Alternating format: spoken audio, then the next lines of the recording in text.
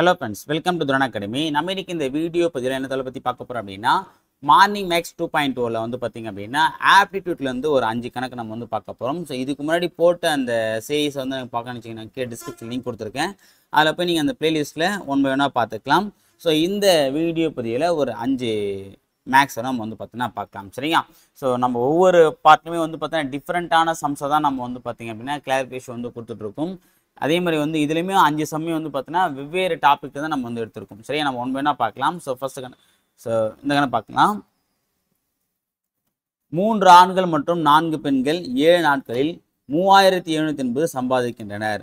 11 ஆண்கள் மற்றும் 13 பெண்கள் சேர்ந்து 8 நாட்களில் 15040 சம்பாதிக்கின்றனர் எனில் 7 ஆண்கள் மற்றும் 9 பெண்கள் சேர்ந்து எவ்வளவு நாட்களில் 12400 சம்பாதிப்பர். ஓகேவா? ஸோ ஆக்சுவலாக அது வந்து பார்த்தீங்க அப்படின்னா டைம் அண்ட் ஒர்க்கில் கொஞ்சம் டிஃபிகல்ட்டாக இருக்கக்கூடிய கணக்கு, ஆனால் ரொம்ப ஈஸியாக நம்ம போட்டுடலாம். இதுக்கான மெத்தடை நம்ம தெரிஞ்சுட்டோம் அப்படின்னா அந்த கணக்கை ஈஸியாக போட்டுடலாம். ஓகே, ஃபஸ்ட் என்ன கொடுத்துருக்கோம் அப்படின்னா ஆண்கள், பெண்கள், நாட்கள், தொகை. ஓகேவா? இப்போ ஆண்கள் அப்படிங்கும்போது 3 ஆண்கள் 4 பெண்கள் 7 நாட்கள் வேலை செஞ்சு 3780 ரூபா சம்பாதிக்கிறாங்க. அதே மாதிரி 11 ஆண்கள் 13 பெண்கள் 8 நாட்கள் சேர்ந்து வேலை செஞ்சு 15040 ரூபா சம்பாதிக்கிறாங்க. அப்படின்னா இது வரைக்கும் அவங்க கொடுத்துட்டாங்க ஸ்டேட்மெண்ட். இப்போ நம்மளுக்கு கேட்குற விஷயம் அப்படின்னா அப்போ 7 ஆண்களும் 9 பெண்களும் சேர்ந்து எத்தனை நாள் வேலை செஞ்சால் அவங்க 12400 ரூபாய் சம்பாதிப்பாங்க, இதுதான் வந்து கேட்குறாங்க. ஓகேவா? ஸோ அப்படின்னும் போது இப்போ 3 ஆண்கள் 4 பெண்கள் வந்து 7 நாள் வேலை செஞ்சு 3700, 11 மற்றும் 13 பெண்கள் சேர்ந்து 8 நாள் வேலை செஞ்சு 15040. இப்போ இவங்க எல்லாருமே ஒரு நாள் வேலை செஞ்சால் எவ்வளோ சம்பாதிப்பாங்கன்றதை நம்ம தெரிஞ்சுக்கணும். ஓகே, ஏன்னா அப்போ அதை வச்சு தான் நம்ம வந்து போனோம். ஏன்னா ஒரு நாள் சேலரி வச்சு தான் இவங்க யாருக்கு எவ்வளோ அமௌண்ட் தராங்க, இப்போது பாய்ஸ் எவ்வளோ, அதாவது ஆண்கள் எவ்வளோ சம்பாதிக்கிறாங்க ஒரு நாளைக்கு, கேர்ள்ஸ் எவ்வளோ ஒரு நாளைக்கு சம்பாதிக்கன்னு தெரிஞ்சாதான் அதை வச்சு நம்ம என்ன பண்ணணும், இந்த கணக்கை வந்து நம்ம சால்வ் பண்ண முடியும். ஓகேவா? ஸோ அப்போ நம்ம ஃபஸ்ட் என்ன பண்ண போகிறோம் அப்படின்னா இப்போ 7 நாளைக்கு ஆண் பெண் சேர்ந்து 3780 அப்படின்னா ஒரு நாளைக்கு ஆண் பெண் சேர்ந்து எவ்வளோ சம்பாதிக்கும் அப்படின்னும் போது அப்போ என்ன பண்ணலாம், நம்ம 7 வகுக்கலாமா? அதே மாதிரி 11 ஆண்கள் மற்றும் 13 பெண்கள் 8 நாள் வேலை செஞ்சு 15040 அப்படின்னா ஒரு நாள் வேலை செஞ்சு எவ்வளோ என்ன பண்ணலாம், நம்ம 8 வகுக்கலாமா? அப்போ 7 எத்தனை வருது, 2 5 35 4 28 40. இது பார்த்தீங்கன்னா 1 8 அடிச்சு அப்படின்னா 1 8 மீதி 7 8 64 மீதி 6 8 64 0. அப்போது இதை வந்து ஆண்கள் வச்சுக்கலாம். சரியா? அப்போ நம்ம வந்து இதை ஒரு சமன்பாடுமே நம்ம கொண்டு வரணும் அப்படின்னா அப்போது 3 ஆண்கள் எடுத்து வந்து பார்த்தீங்கன்னா மென்னு வச்சுக்கலாமா, மென் ப்ளஸ் 4 பெண்கள் விமன், 2 பேரும் சேர்ந்து ஒரு நாள் பர் டேக்கு வந்து பார்த்தீங்கன்னா சம்பாதிக்கிறாங்க 540 ரூபா சம்பாதிக்கிறாங்க. அதே மாதிரி 11 மென் ப்ளஸ் 13 விமன் சேர்ந்து 1880 ரூபா சம்பாதிக்கிறாங்க. இது ஈக்குவேஷன் 1 வச்சுக்கலாம், இது ஈக்குவேஷன் 2 வச்சுக்கலாம். ஓகேவா? இப்போ நம்ம இந்த ஈக்குவேஷன் சமன்படுத்தணும் அப்படின்னும் பார்த்தீங்க அப்படின்னா கிராஸ் மல்டிப்ளை பண்ணலாமா? இதை 13 இதை வந்து பார்த்தீங்க அப்படின்னா 11 பெருக்கலாம், இதை வந்து பார்த்தீங்கன்னா 3 பெருக்கலாம். அப்படி பெருக்கணும் என்ன வரும், அப்போ 3 × 13 பார்த்தீங்கன்னா 33m plus 44w equal to இதையும் நம்ம என்ன பண்ணோம் 11 பெருக்கணும், இதையும் 11 பெருக்கணும். அப்போ பெருக்கினா என்ன கிடையாது நமக்கு 54 0 4 5 4 9 5. ஓகேவா? அடுத்து வந்து பார்த்தீங்கன்னா இது நம்ம 3 பெருக்கணுமா, 11 × 3 33m ப்ளஸ் இப்போ 13 × w வந்து பார்த்தீங்க அப்படின்னா 13 × 3 39w ஈக்குவல் டு பெருக்கணும் அப்படின்னா 80 3 24 240 2400 ஒரு 3000 சேர்த்துனா 0 4 6 5 5640. இது சமன்பாடு 1, சமன்பாடு 2 வச்சுக்கலாமா? இப்போது இது ரெண்டுத்தையும் நம்ம வந்து கழிக்கலாமா, மைனஸ் பண்ணணும். ஏன் அதை நம்ம வந்து பார்த்தீங்கன்னா 3 14 பெருக்கணும் அப்படின்னா இப்போ நம்ம ரெண்டுத்தையும் சமப்படுத்தினா தான் இப்போ என்ன பண்ணுங்கள் மைனஸ் பண்ண என்ன பண்ணோம் 33mக்கு 33 கேன்சல் ஆகிடுச்சா? அப்போ இதை நம்ம கழிச்சா என்ன வரும், மைனஸ் 44 விமனில் மைனஸ் 39 போச்சுன்னா மீதி 5 விமன். அதேமாதிரி 5940ல் 5630 பட்சம் மீதி வரும் 300. அப்போது 5 உமன் சேர்ந்து 300 300 சம்பாதிக்கிறாங்க அப்படின்னும்போது ஒரு உமனுக்கு எவ்வளோ சம்பாதிக்கிறான்? அப்போ 300/5 போட்டு அடிச்சுன்னா வரும் 6 30 60. இதை நம்ம என்ன பண்ணலாம் அப்படின்னா சமன்பாட்டில் ஒன்று சப்ஸ்டிட் பண்ணலாமா? ஓகே, அப்போ இது எங்கே இருக்குது? இதோ இருக்குது பாருங்கள். இதை நம்ம சப்ஸ்டிட் பண்ணலாம். சாரி, இங்கே இல்லை, இங்கே இது என்ன பண்ணுங்கன்னா இங்கே சப்ஸ்டிட் பண்ணுங்கள். அப்போ இங்கே சப்ஸ்டிட் வரும் 3 × விமன். விமனுக்கு எவ்வளோ 60? அப்போ இங்கே மென்னுக்கு தெரியாது. அப்போ 3 + m 4 × 60 = 540. அப்போ என்ன பண்ணலாம்? 3m அப்படின்னும் போது 3m = 540 மைனஸ் 4 24 240. இந்த ப்ளஸ் 240 இங்கே போச்சுன்னா மைனஸ் 240 - 240. அப்போ 3m = 300. அப்போ m = என்ன வரும்? 1 3 3 100 3 300. அப்போ m = 100. ஓகே, அப்போ நமக்கு W எவ்வளோ தெரியும்? W வந்து பார்த்தீங்கன்னா 60, m வந்து மென் வந்து பார்த்தீங்கன்னா 100 ரூபாய். அப்போது ஒரு ஆண் ஒரு நாளைக்கு வேலை செஞ்சு 100 ரூபாவும் ஒரு பெண் ஒரு நாளைக்கு வேலை செஞ்சு 60 ரூபா சம்பாதிக்கிறாங்க. ஓகேவா? இது கொஞ்சம் பெரிய கணக்கு தான், ஆனால் அண்டர்ஸ்டாண்ட் பண்ணிக்கூடிய கணக்கு தான். ஓகேவா? அடுத்து நம்ம என்ன பண்ணோம் அப்படின்னா இதை நம்ம இங்கே சப்ஸ்டிட் பண்ணிதான். இப்போ 7 ஆண்கள் 9 பெண்கள் சேர்ந்து எத்தனை நாள் முடிப்பான்னு கேட்குறாங்க. அப்போ 7 ஆண்கள், அப்போ 7 ஆண்கள்னா ஒரு ஆணுக்கு எவ்வளோ சம்பளம்? 100 ரூபாய். அப்போ 7 ஆண்களுக்கு 700 ரூபாய் ப்ளஸ் எத்தனை பெண்கள்? 9 பெண்கள். ஒரு பெண்ணுக்கு 60 அப்படின்னா 9 பெண்களுக்கு. ஓகேவா? அப்போ சம்பாதிக்கேன் எவ்வளோ சம்பாதிக்கணும்? அப்போ எவ்வளோ வரும்?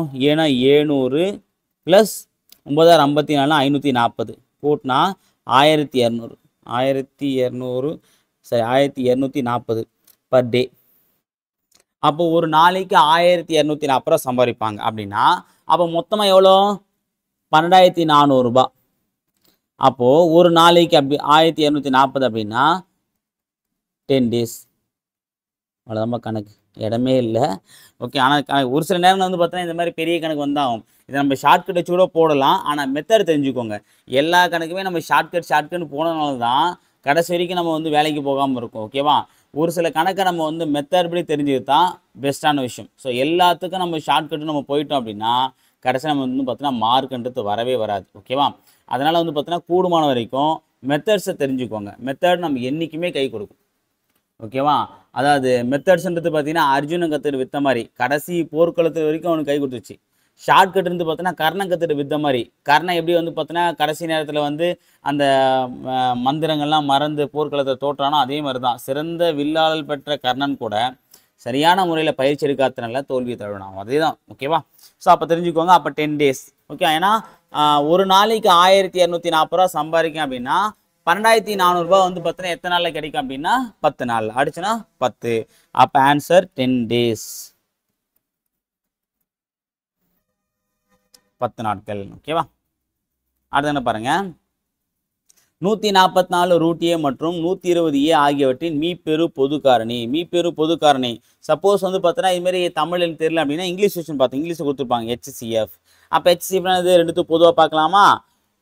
144, 120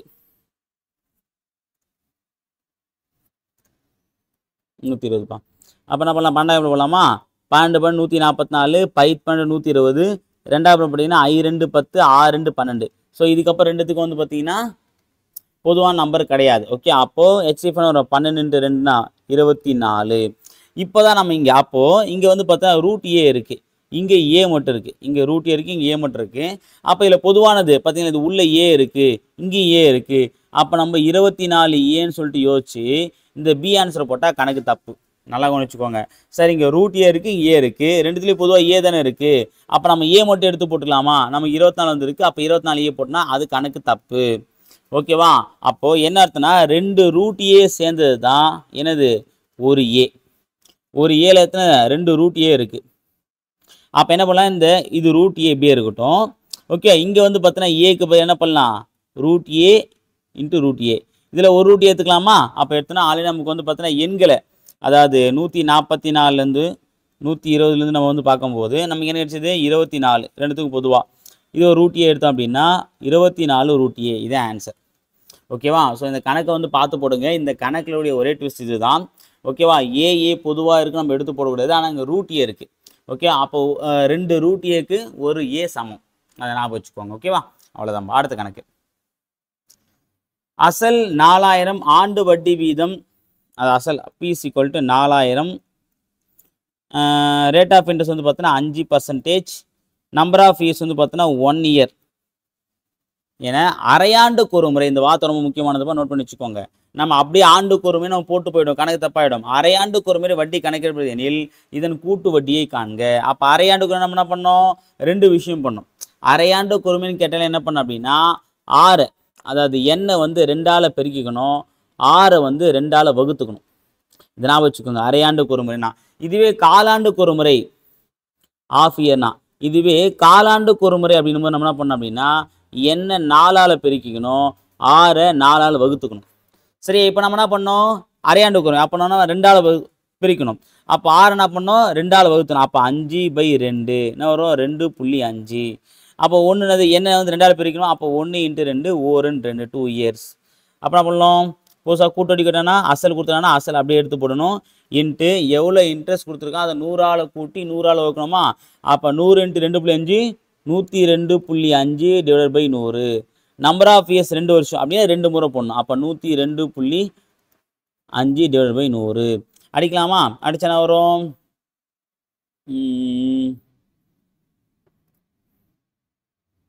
இந்த 2 ஜீரோக்கு இந்த 2 ஜீரோ காலி, இந்த ஒரு ஜீரோக்கு இந்த ஒரு ஜீரோ காலி. I2 10, E2 4, O5 5. இங்கே நான் பார்த்தீங்கன்னா E5 10, E5 10, 0 0, I5 25, ஒரு சார்ந்தலி புள்ளி. அப்போது 102.5 × 20.5 இதை பெருக்கணுமா. பெருக்கணும் வரும் I5 25க்கு 5 மீதி 2, E5 10 10 12 2 12 மீதி 1, அதை அப்படியே போட்டுக்கலாம். O5 5. அடுத்து வந்து பார்த்தீங்கன்னா 0 வந்து வராது. அப்போ I2 10க்கு 0 மீதி 1, E2 4 1 5,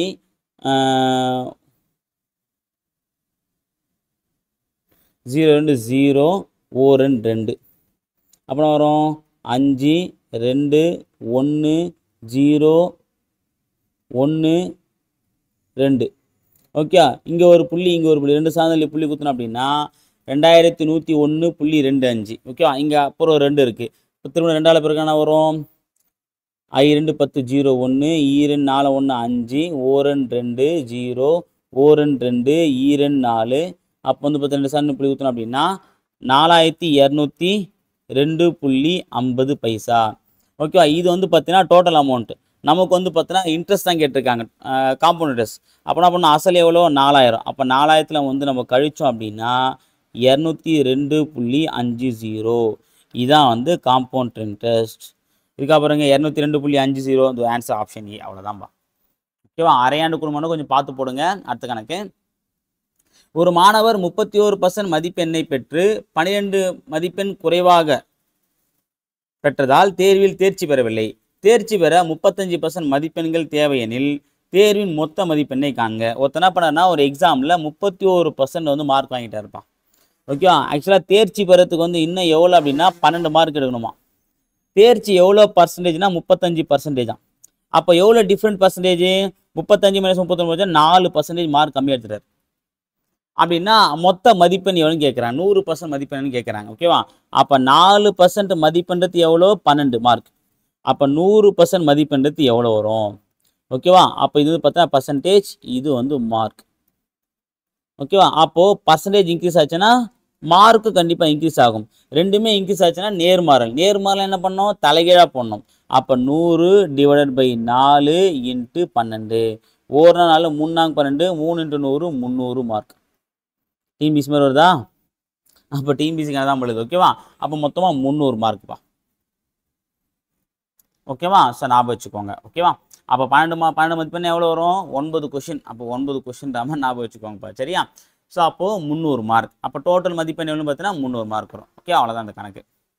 அடுத்து பாருங்கள், அடுத்த கணக்கு, ஒரு குறிப்பிட்ட தொகையானது ஒரே தனி வட்டி வீதத்தில் 5 ஆண்டுகளில் ரூபாய் 11,025 8 ஆண்டுகளில் ரூபாய் 13,965 கிடைக்கிறது எனில் ஆண்டு வட்டி வீதம் காண்க. ஓகே, ஒரு குறிப்பிட்ட தொகையானது ஒரே வட்டி வீதத்தில் 5 ஆண்டுகளில், ஓகே அதை போட்டுக்கலாம். 5 இயர்ஸில் வந்து பார்த்தீங்க அப்படின்னா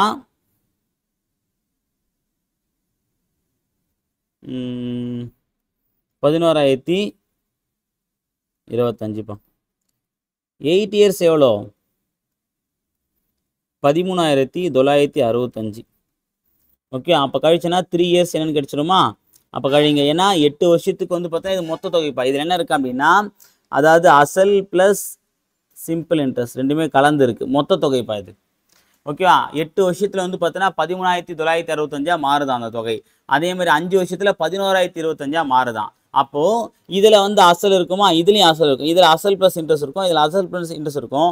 ஆனால் இதில் அசல் ப்ளஸ் 8 வருஷத்துக்குன்னா இன்ட்ரெஸ்ட் இருக்கும், இதில் அசல் ப்ளஸ் 5 வருஷத்துக்குன்னா இன்ட்ரெஸ்ட் இருக்கும். அப்போ கழிச்சா நமக்கு என்ன கிடைக்கும்? அசல் பொதுவாக சேம் தான். அப்போது நமக்கு கழிச்சா 3 வருஷத்துக்கு உண்டான இன்ட்ரெஸ்ட் மட்டும் கிடைக்குமா? இப்போ கழிங்க 0 4 9 2. ஓகே. அப்போ 2,940. அப்போ 3 வருஷத்துக்கு உண்டான இன்ட்ரெஸ்ட் 2,940 அப்படின்னா ஒரு வருஷத்துக்கு என்ன வரும்? இன்ட்டு சார் டிவைட் 3 போட்டிங்கன்னா 9 3 27 மீதி 4 8 3 24 0. அப்போ ஒரு வருஷத்துக்குண்டான சிம்பிள் இன்ட்ரெஸ்ட் பார்த்தா 980. ஓகேவா? இப்போது நம்ம 5 வருஷத்துக்குனால வச்சுக்கோங்க. இப்போது 5 இயர்ஸுக்கு உண்டான டோட்டல் அமௌண்ட் நமக்கு என்ன கிடைக்கும்? அதாவது 11,025. ஓகேவா? அப்போ நம்ம 5 இது டோட்டல் பண்ணால் பிரின்சிபிள் ப்ளஸ் சிம்பிள் இன்ட்ரெஸ்ட் இதில் கலந்து இருக்குது. இப்போது நம்ம 5 இயர்ஸுக்கு உண்டா சொல்லுங்க.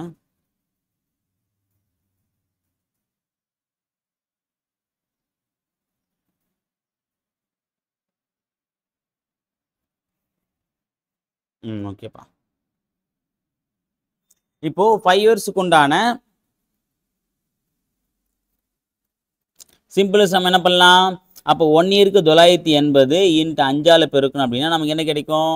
0 8 5 40 0 9 45 ஒரு நாளும் 49 4,900. இதை கழிச்சோம் அப்படின்னா இது சிம்பிள் இன்ட்ரெஸ்ட். அப்போ இதை கழிச்சா நமக்கு என்ன கிடைக்கும்?